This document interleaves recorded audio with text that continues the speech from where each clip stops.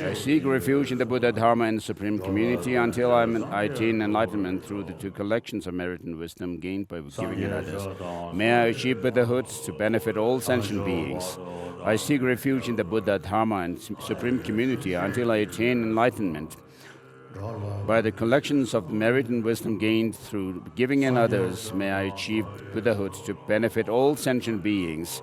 I seek refuge in the Buddha, Dharma, and Supreme Community until I attain enlightenment. Through the two collections of merit and wisdom gained by giving in others, may I achieve Buddhahood to benefit all sentient beings.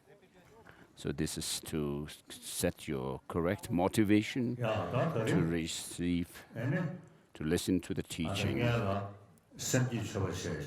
So first we'll go through the ceremony of the Spirit of Enlightenment, and then we may have time for what is known as All-Encompassing Yoga Mind. So I wish to do this. So with regard to this Spirit of Enlightenment, so usually the disciples imagine or visualize the Guru to be in the form of the Master Shakyamuni, the Buddha. As a follower, I am a follower of the Buddha. So to be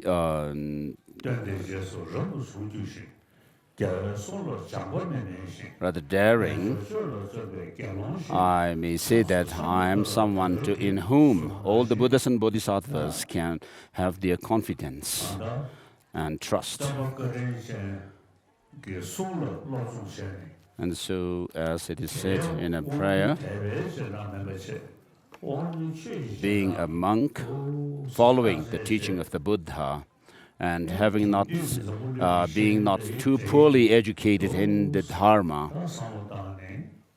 and being a practitioner who applies the teaching in practice, I can say that I am a follower of the Buddha, following him through understanding and reason of the teaching since my childhood.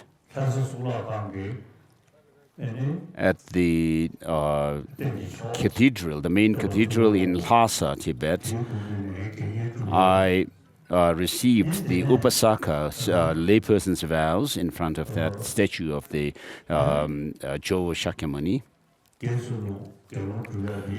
statue. And then I also received the novice and the fully ordained monk's ordination at the same place from my Upadhyaya, Master Ling, Gyabje Ling Rinpoche, Dorji Chang, Vajradhara Ling Rinpoche. And so, even in my dreams, I always identify myself as a monk.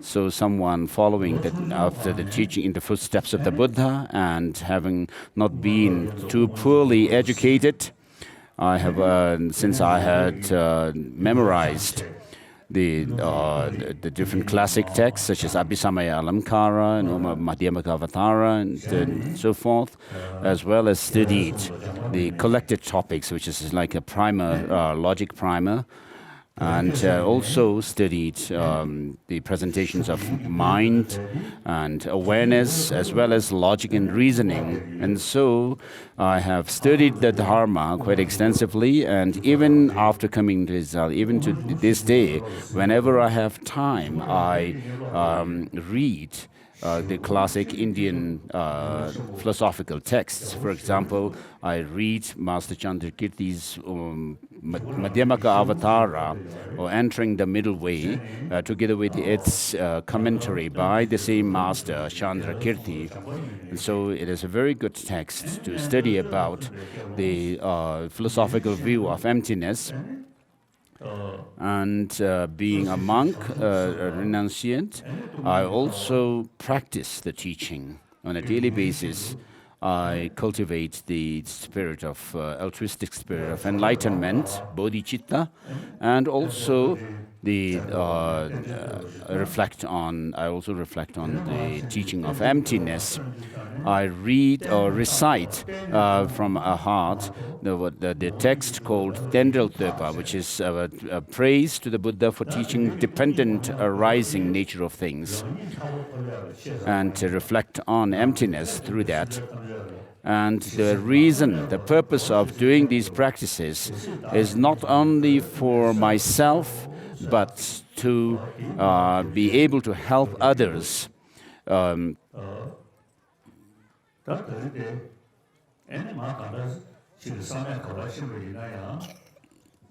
So wherever I go,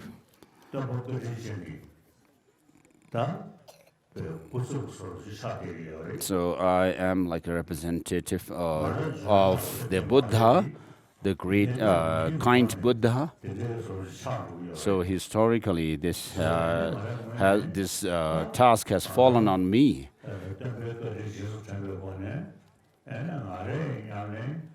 So,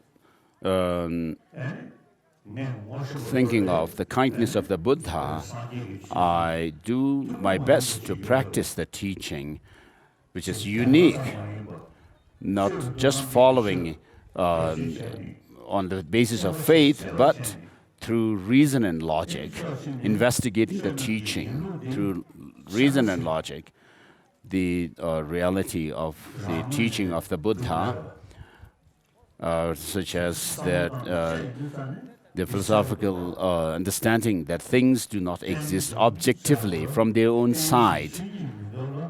And with regard to dependent origination, dependence, by dependence, that of the emptiness is not rejected. By origination, the conventionalities of things is not rejected. And therefore, dependent origination is like the king of reasoning to prove the reality and truth of the things and beings. And therefore, we can I do reflect on both the appearance and the reality, or appearance and emptiness nature of things. So I reflect on these as best as I can. So because of that, I can have some quite a good experience of what is known as seeing things or perceiving things like illusion. That things are devoid of how they appear to us. And then with regard to the altruistic spirit of enlightenment, unless you can switch your happiness and joy with the suffering of others, there's no happiness even in samsara, leave alone reaching Buddhahood. And so for your own interest, to fulfill your own interest of others, benefiting others, as well as the short-term and long-term goals, and also being able to accrue the positive energies, wisdom and merit to reach Buddhahood. all these can be achieved through bodhicitta. And then, because of your practice, sincere practice, when you have some experience, you can also feel that the Buddhahood, the omniscient state of Buddhahood, is not very far away. And so, on a daily basis, I do reflect on these principles of bodhicitta and emptiness. Because of this, I have a strong imprint and also feeling of emptiness and bodhicitta. I don't mean that I am someone very special and precious, but we are all same. I am a human being. I have this human brain, and I've met with the teaching of the Buddha, and so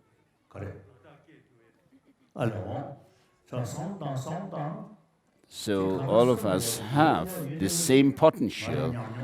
So from my own experience, I can tell this, that the teachings can be made your experience.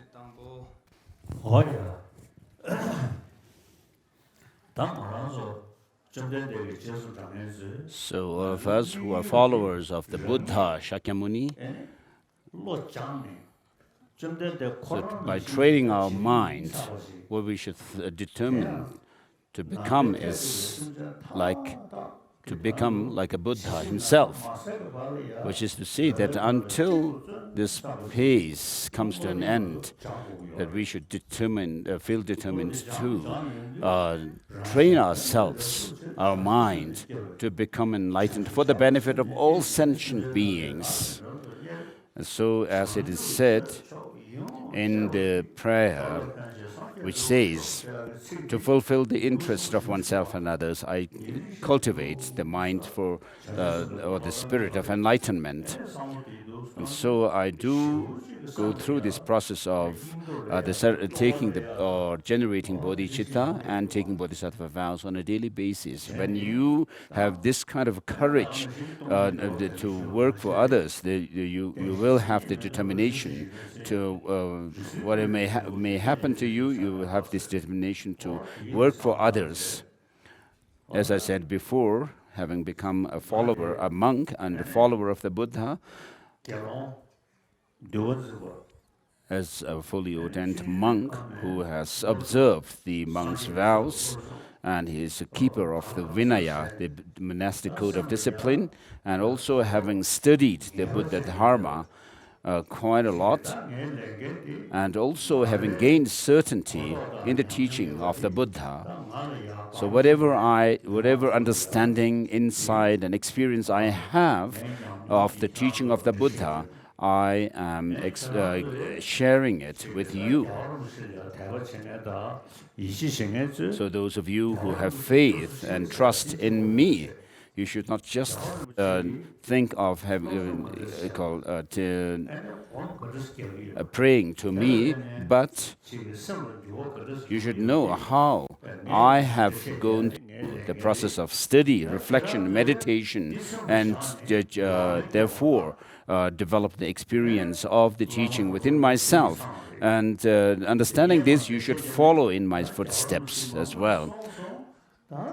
Well, even though I may give explanation of the teaching to you, you should not say that His Holiness has said so and so, but without really having being able to keep the teaching in your mind will not help much. So in Buddhism, we don't make discrimination between castes. There's no talk of caste system as such. So whether you are men or women makes no difference in the practice of the Dharma. So we have this human brain, and therefore we are able to think through. And therefore you have the potential to reflect on the teaching of the Buddha as well. Of course, whether you have faith in the teaching or not is a different case. It depends on you. So as long as you have this human brain, in this life, if you only use this human brain for materialistic development and progress, like the modern science and so forth, it's not so significant. And so the main important thing in the practice of Dharma is to use your mind, not just the sensorial perceptions of eye, ear, nose, tongue, or touch. So, on the basis of this mind that we have, this mind stream, or the consciousness that we have, we can actually actualize all the qualities that are in the Buddha as well. We have the potential for that.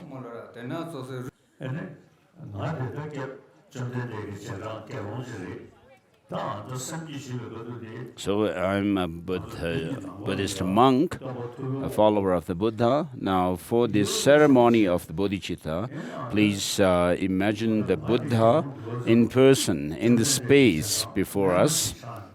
So as a sincere follower of the Buddha himself, a monk, and being a monk also,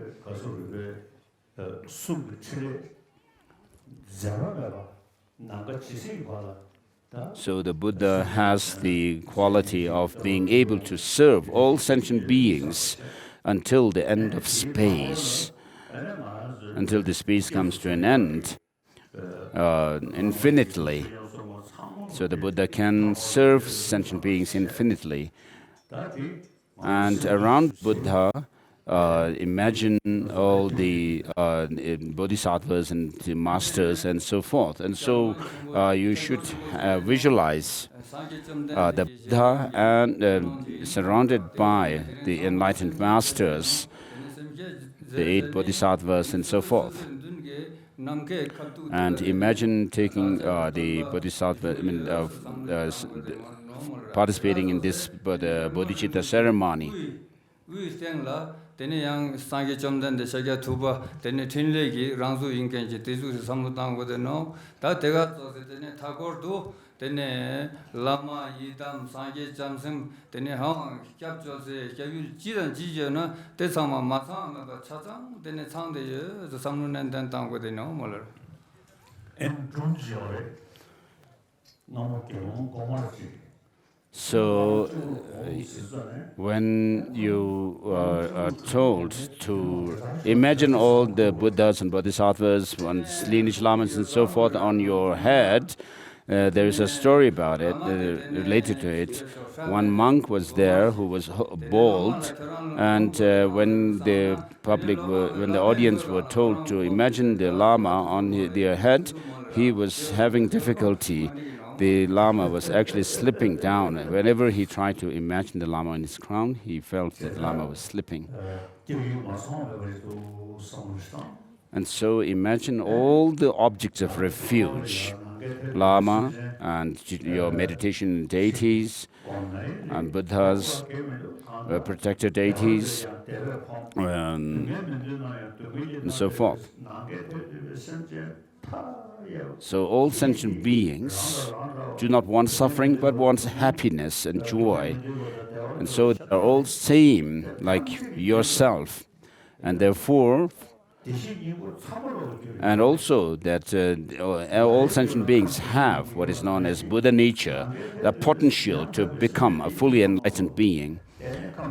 And so, just like me, all sentient beings have the same potential to become a Buddha. And we have the opportunity to reach that kind of state in this life, having found this human life. We have the opportunity to study the Dharma. We have all the books, the scriptures, and so you have to feel determined to work for the benefit of all sentient beings.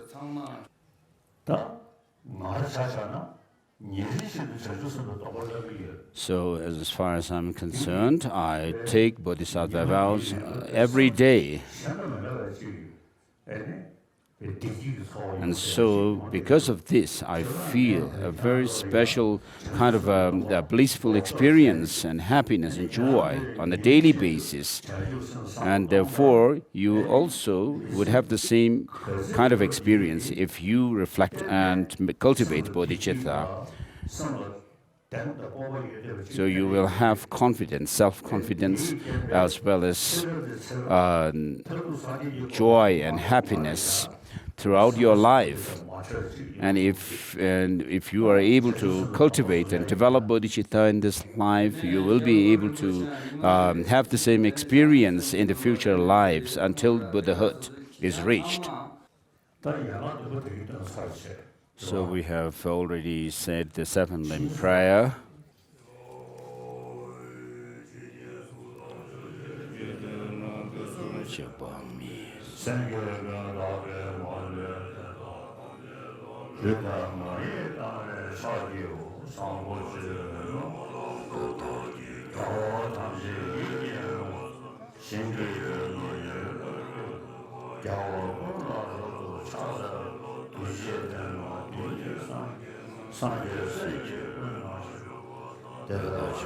So in this prayer, we are taking refuge or prostrating to the Buddhas, Bodhisattvas, and making offerings to them. We are repenting and confessing our misdeeds, and then requesting the Buddhas to not pass away and continue giving teachings to us. And then we dedicate all these positive energies that we have collected through these 6 practices for the benefit of attaining Buddhahood, for the benefit of all sentient beings.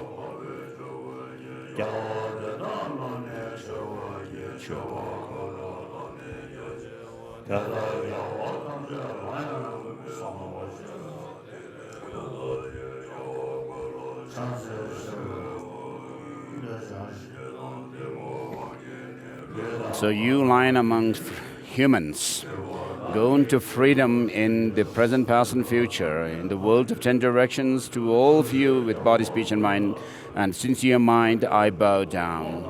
With the energy of aspiration for the Bodhisattva way, with a sense of deep respect, and with as many bodies as atoms of the world, to you, Buddhas, visualized as real, I bow down. On every atom are Buddhas, numberless as atoms, each amidst a host of bodhisattvas, and I am confident the sphere of all phenomena is entirely filled with Buddhas in this way, with infinite oceans of praise for you and oceans of sounds from the aspects of my voice. I sing the breathtaking excellence of Buddhas and celebrate all of you going to bliss, Sugatas, beautiful flowers and regal garlands, sweet music, scented oils, parasols, sparkling lights, sublime incense, I offer to you victorious ones, and so forth.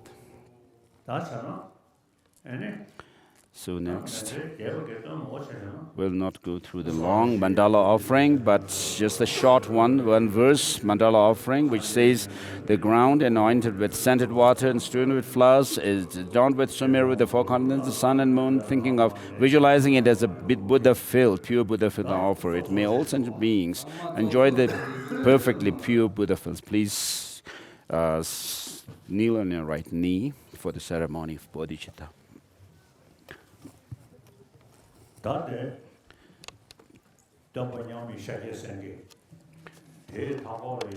So imagine the Buddha in the space before you, surrounded by masters, Indian masters of the past, such as Nagarjuna and his disciples, as well as Asanga and his disciples and followers, and also all the lineage masters of the Tibetan Buddhist traditions, Sakya Nyingma Gelukha Yu, and so forth.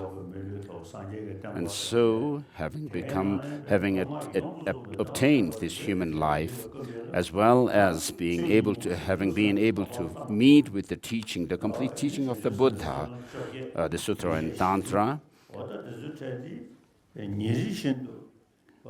and feeling determined to reflect on the Bodhisattva vows, comprising of the 8 what are known as 18 root downfalls and 46 secondary infractions of Bodhisattva vows, that you will try to reflect on them on a daily basis as best as you can. And since I take Bodhisattva vow daily, and also keeping the Bodhisattva precepts, the vows, well. So in the space before you, imagine all the lineage masters of the stages of the path to enlightenment, and imagine taking this Bodhisattva vow in front of them, or generating the Bodhichitta in front of all these masters, the Buddhas, Bodhisattvas, and so forth. So visualizing Buddhas and Bodhisattvas in front of you in the space, and considering me, regarding me as the messenger of the Buddhas and Bodhisattvas, as well as particularly Avalokiteshvara. And with this reflection or visualization, please repeat these lines after me. Please repeat these lines with a determination to take the Bodhisattva vows. So the Bodhisattva vows that are in the mind stream of the Lama from whom you are taking this vow, as well as the Buddhas and Bodhisattvas in the space before you. With this understanding, please take the Bodhisattva vows.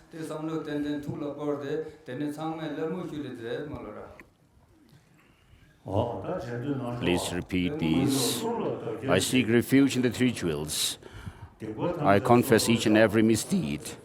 I rejoice in the virtuous deeds of all beings. I take to my heart Buddha's enlightenment. To the Buddha, Dharma, and the highest assembly, I seek refuge until I reach enlightenment. To fulfill the interests of myself and others, I generate the spirit of an awakening. Having developed this spirit of highest awakening, I shall invite all sentient beings as my guests. I shall engage in the delightful, sublime, enlightened contacts. May I attain Buddhahood to benefit all sentient beings. Please repeat it for the second time. I seek refuge in the three jewels. I confess each and every misdeed. I rejoice in the virtues of all beings. I take to my heart Buddha's enlightenment. To the Buddha and Dharma in highest assembly, I seek refuge until I reach enlightenment. To fulfill the interests of myself and others, I generate the spirit of awakening. Having developed the highest spirit of awakening, I shall invite all sentient beings as my guests. I shall engage in the delightful, sublime, enlightening conducts. May I attain Buddhahood to benefit all sentient beings. So having done it two times, at the end of the third repetition, when you say, may I attain Buddhahood to benefit all sentient beings, feel determined, feel convinced that if you have taken the Bodhisattva vow before, they are enhanced, if they have not caused any decline to them. If you have caused decline to it through the 4 root downfalls, and they are revived. And therefore, imagine, think that you have received, at the end of this third repetition, that you have received a complete set of Bodhisattva vows, a pure, complete set of Bodhisattva vows, just as they are in the Lama, from whom you are taking these Bodhisattva vows. Please repeat it for the third time. I seek refuge in the three jewels. I confess each and every misdeed. I rejoice in the virtues of all beings. I take to my heart Buddha's enlightenment. To the Buddha, Dharma, and the highest assembly, I seek refuge until I reach enlightenment. To fulfill the interests of myself and others, I generate the spirit of awakening. Having developed this highest spirit of an awakening, I shall invite all sentient beings as my guests. I shall engage in the delightful, sublime, enlightened conduct. May I attain Buddhahood to benefit all sentient beings.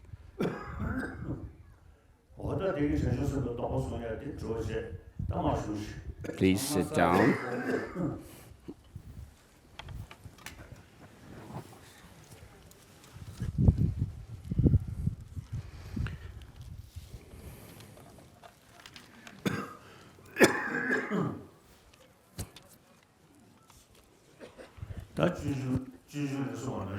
So just as it is said in the Bodhisattva Charya Avatar by Shantideva,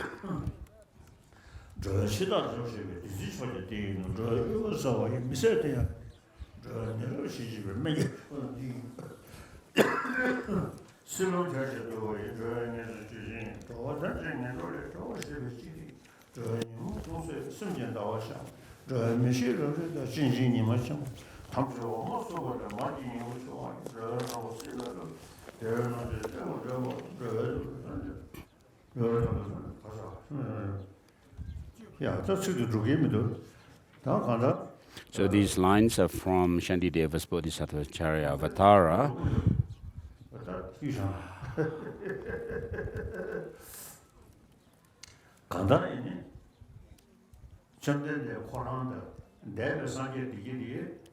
So the Buddha himself and also the other past Buddhas have become enlightened by cultivating this Bodhichitta, this altruistic spirit of enlightenment.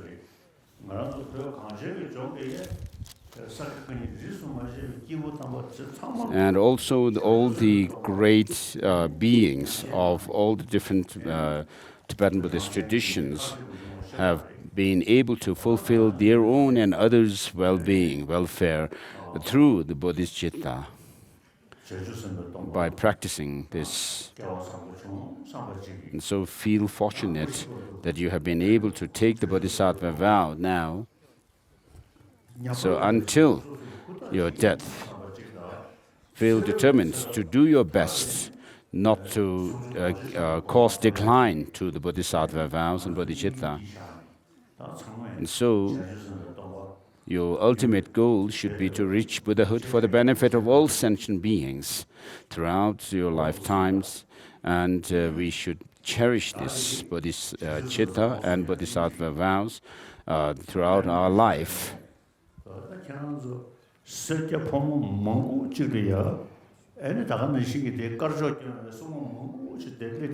So from my side, I have been able to cause all of you gathered here, and also not only human beings, but also even deities or ghosts and other spirits who have gathered here. I have been able to cause you to generate the Bodhisattva vows within yourself, and so feel determined to be kind and compassionate to all sentient beings, just as you have made the pledge by taking the Bodhisattva vows. And also the local deities and landlord spirits and so forth should not cause harm to anybody. So all of you, the local deities and spirits, should always think of benefiting others, humans and others, and not cause any harm to them. So this is my heartfelt advice to you.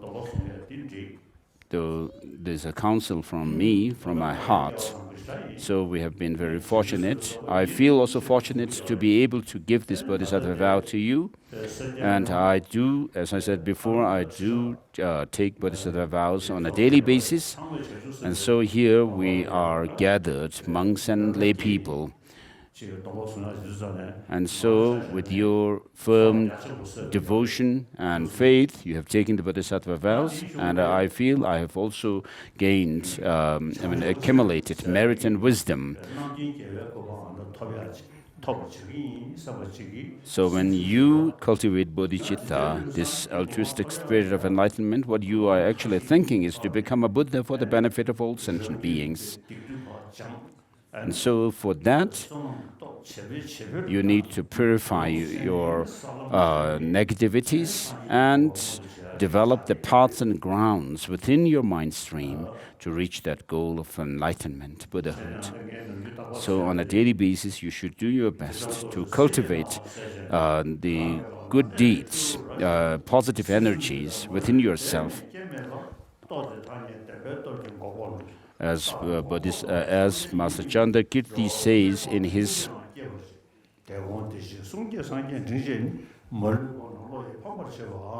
in the 6th chapter, towards the end of the 6th chapter,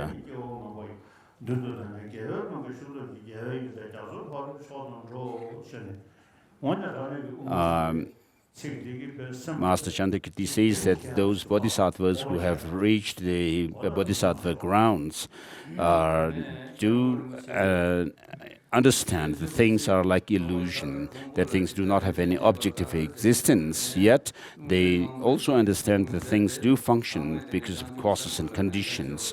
And therefore, by understanding both the ultimate reality of things as well as the conventional reality, they reach that of true cessation. Even when they are absorbed in the meditation on true cessation, the ultimate reality of things, they are still determined to work for the benefit of others out of their compassion. And therefore, with these two wings of bodhicitta, or the understanding of conventional reality as ultimate reality, these bodhisattvas lead, like a king of swans, lead other enlightened swans, or bodhisattva swans, across the ocean of samsara to the other side of the ocean, means Buddhahood. So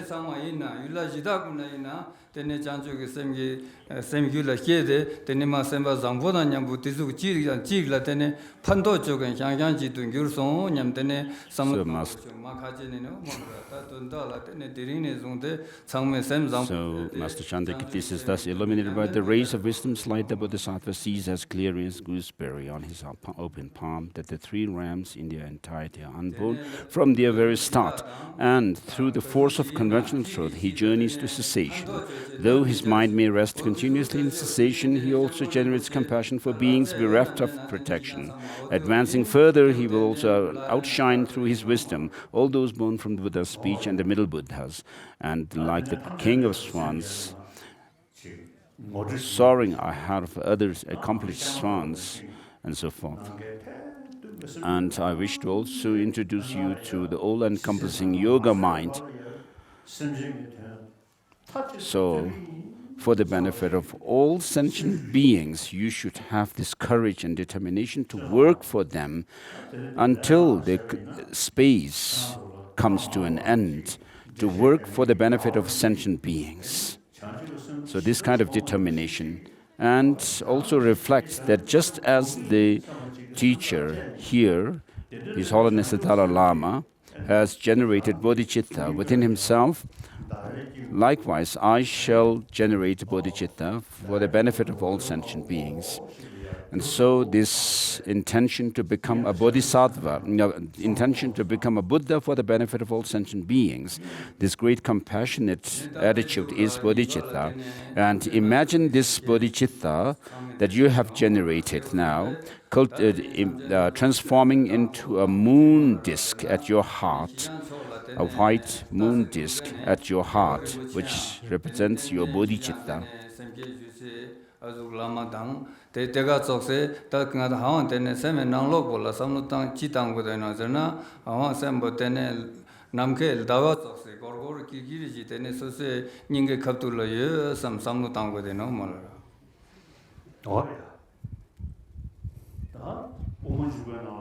As it is said in Master Chandrakirti's Madhyamaka Avatara,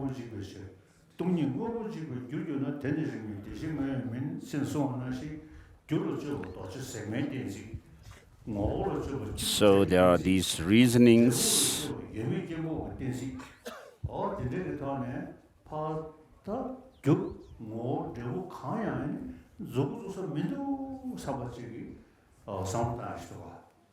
So if you think along these reasonings, which are known as the diamond splinter, or the reasoning of one, the lack of one and many, and so forth, what you will find is that things do not exist the way they appear to us. So Chandrakirti says, if the intrinsic characteristics of things were to arise dependently, things would come to be destroyed by denying it. Emptiness would then be a cause for the destruction of things. But this is illogical, so no real entities exist. Thus, when such phenomena are analyzed, nothing is found as their nature apart from suchness or emptiness. So the conventional truth of everyday world should not be subjected to thorough analysis. And these lines are very powerful to reflect on emptiness and how things exist by way of designation. Although they lack any objective, independent existence, yet they do exist by way of designation through our concepts and language. So Chandrakirti says, in the context of suchness, certain reasoning disallowing arising from self or from something other, and that same reasoning disallows them on the conventional level too. So by what means then is your arising established? He says, empty things dependent on convergences, such as reflections and so on, are not unknown. And just as from an empty thing like a reflection, a perception can arise that bears its form. Likewise, although all things are empty, they do arise from emptiness in a robust way.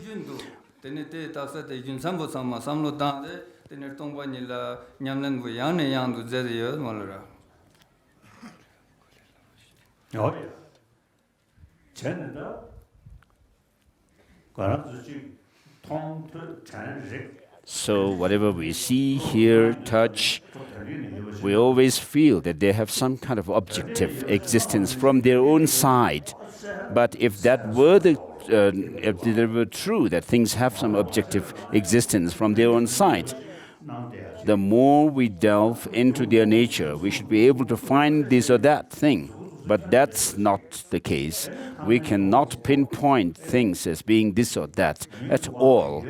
And therefore, though things do exist, but they do not exist by way of their own existence, their own objective existence, independent existence, what that shows is that things are designated. They exist by way of designation. And so for myself, I have some experience of bodhicitta because of my having exerted effort and endeavored to cultivate bodhicitta within myself. And so I can feel the experience of bodhicitta within myself. So likewise, you will also be able to have this kind of experience. And so what you should think is, things, though they do appear to as if they have some intrinsic independent existence, yet you should feel decisively feel that they do not exist the way they appear to you. And so on this understanding of emptiness, that things do not have any intrinsic existence, that wisdom, now imagine it transforming into a five-spoked white vajra standing on the moon disk that you have visualized before. So the moon disk represents your bodhicitta, the altruistic spirit of enlightenment, and this vajra standing on it represents the understanding or the wisdom of emptiness. So to put it simply, of course we have a sense of me or I, but my body, my hand, my mind. So when you think like that, you have a sense that there is a possessor of the body, hand, and mind. But what do you actually point at when you say I? This is my body, my mind. There is a notion that you get, that there is some possessor of these things, your hand, your body, your mind.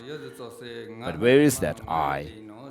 nga yot ka nge la pa yot no nge a ho chi dan chi ne yot no te nga zare yang mani che chi la martin ba tizu shi nga raw zar kan je no te te ne ten sal de ye sal na te ne nye chi thop che me te no mo la te thop che me te me no mani yang nga mani me te me no so oh yeah sadu samlu stonda nga sa So think along these lines of reasoning, and you will not be able to pinpoint as anything as being yourself, neither your hands, your body, your mind, but being unable to pinpoint that I doesn't mean that you don't exist as such.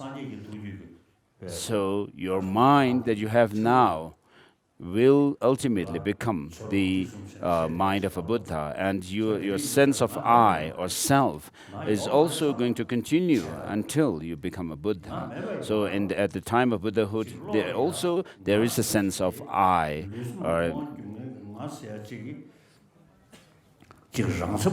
but the I or the self being something concrete, solid, independent, does not exist at all. And so meditate on this lack of intrinsic or independent I, but which is merely designated. And so meditate on the emptiness of this independent I or self.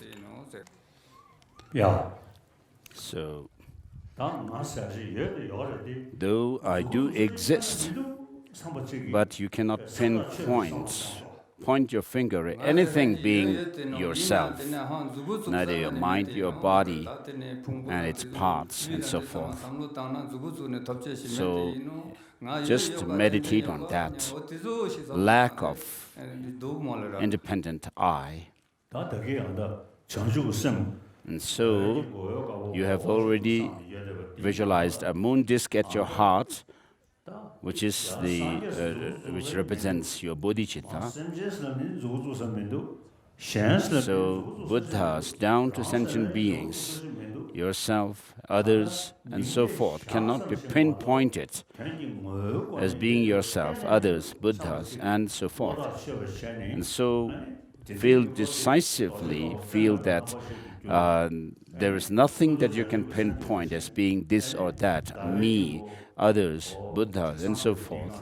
And so that wisdom realizing emptiness should be imagined as transforming into the Vajra, white in color, five-spoked Vajra, standing on the moon disk. And so these two principles, represented by the moon disk, which represents the Bodhichitta, the altruistic spirit of an awakening, and the insight into emptiness, represented by the Vajra, these together are called all-encompassing yoga mind.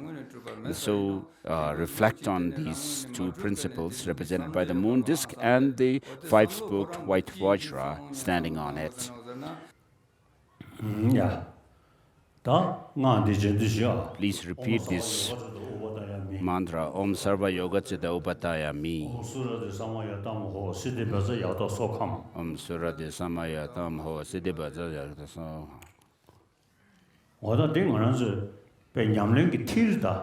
So these are should be made the main practice, the principal practice. These two principles of bodhicitta and the insight into emptiness. So, of course, there are other practices as well, but these two should become your main practice, because your ultimate aim or goal is Buddhahood. And so for that, when you reach Buddhahood, there are the Dharmakaya and the Rupakaya, the physical dimension and the wisdom dimension of the Buddha. And these two principles that you meditate on lead to these two goals, Dharmakaya and Rupakaya, for the benefit of oneself and others. And so I do cultivate these two principles on a daily basis, and you, being devoted to me and have trust in me, should also make these two practices your daily practice. these principles, your daily practice, the Bodhichitta, altruistic spirit of awakening, and the insight into emptiness. Master Nagarjuna says in his fundamental wisdom verses of the middle way,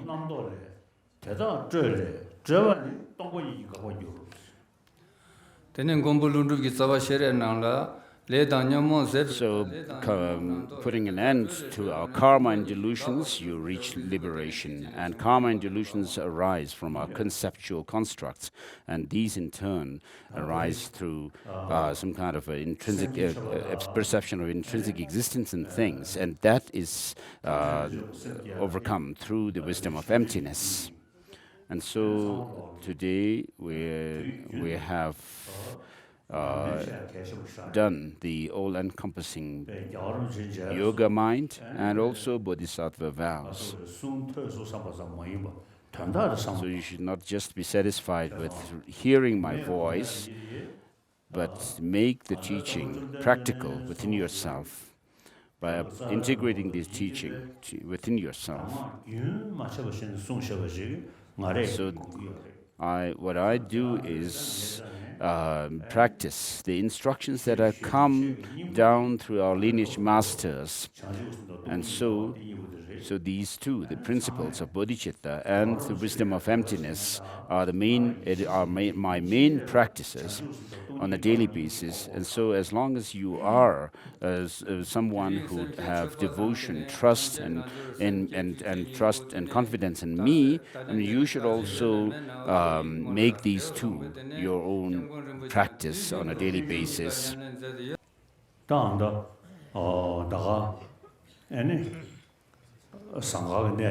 So here in Zanskar, I have had this opportunity to give teaching to you, and I feel very fortunate to be able to do so. And also the local deities, as well as the landlord spirits and so forth, I can feel that they are also very happy to have been able to participate in this ceremony. And so everybody, including human beings and gods and spirits, should have a good heart, so that we will have peace of mind, that we will feel at ease in our life, with others in our life. And next is offering of long life prayer or puja.